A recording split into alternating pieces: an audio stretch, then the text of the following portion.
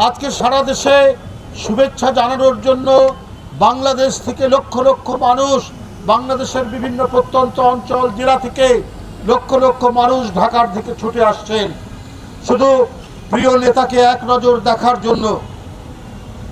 17 বছর নিজের দেশ, মাটি, মানুষের কাছ থেকে চক্রান্তমূলকভাবে তাকে বাধা দিয়ে আটকে রাখা হয়েছে।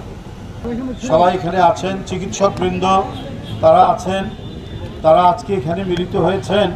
আমাদের প্রিয় নেতা প্রায় 17 বছর পর নিজ দেশে স্বদেশে প্রত্যাবর্তন করছেন, যিনি গত বছর 5ই আগস্ট দেশ থেকে চলে গেছেন, যার পতন হয়েছে তার কারণে, এবং তার সমর্থিত একটি সরকার হয়েছিল সেই 2007 সালে, সেটা মঈনুদ্দিন ফখরুদ্দিনের সরকার।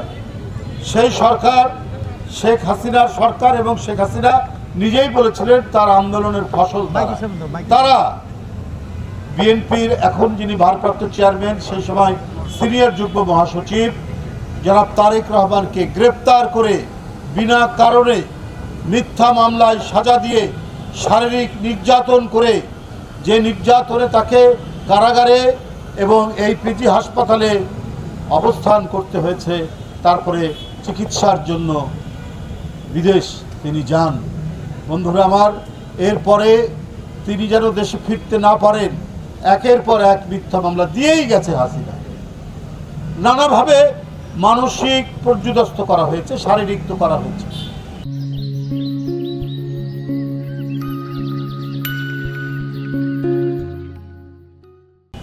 এত যন্ত্রণা ভোগ করে 17 বছর নিজের পরিবারের সাথে বিচ্ছিন্ন থাকতে হয়েছে। মায়ের সাথে দেখা হয়নি, তার আপন ছোট ভাইটি তার লাশ, তার জানাজা পড়তে পারেননি। সবই হয়েছে শেখ হাসিনার কারণে।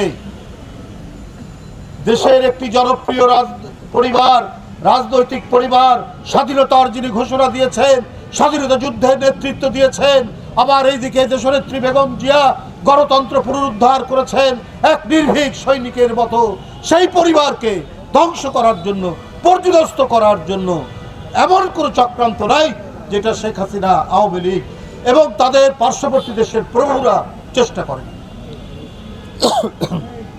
আজকে বন্ধুরা আমার, সেই নেতা আগামী 25শে ডিসেম্বর দেশে ফিরছেন।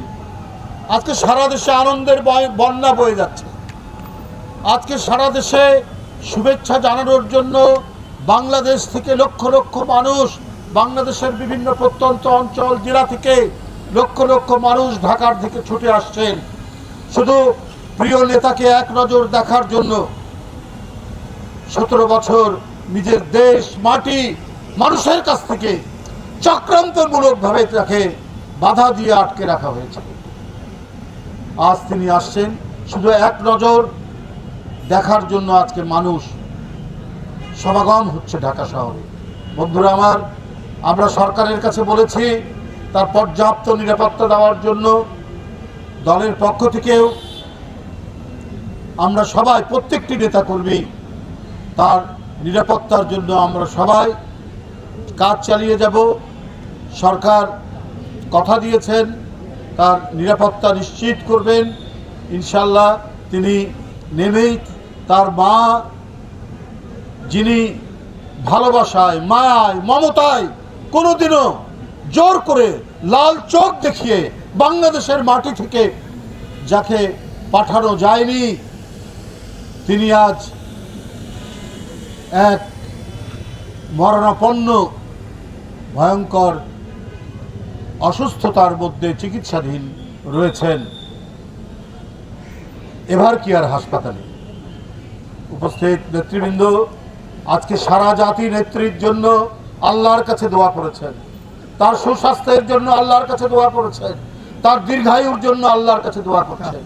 তার সেই সংকটাপন্ন মাকে প্রথমে দেখতে তিনি যাবেন এভারকেয়ার হাসপাতালে বিমানবন্দর থেকে নেমে, এবং যাওয়ার পথে 300 ফিটে উপস্থিত যে জনসমাগম, সেখানে তিনি একটি সংক্ষিপ্ত শুভেচ্ছা বক্তব্য দিয়ে তিনি তার মাকে দেখতে যাবেন।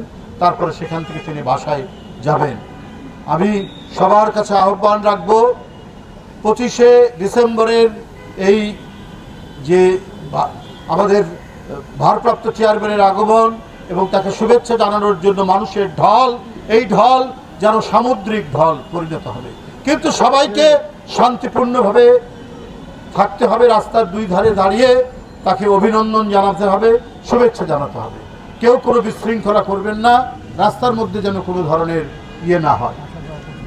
বাসায় যাওয়া পর্যন্ত উনি তার মা দেশনেত্রী বেগম খালেদা জিয়াকে দেখে বাসায় যাওয়া পর্যন্ত আপনারা রাস্তার দুই ধারে উপস্থিত থাকবেন, তার আগে সেখান থেকে যাবেন না। এই বলে আমি আমার বক্তব্য, এই মিছিল পূর্ব উপস্থিত বক্তব্য এখানে শেষ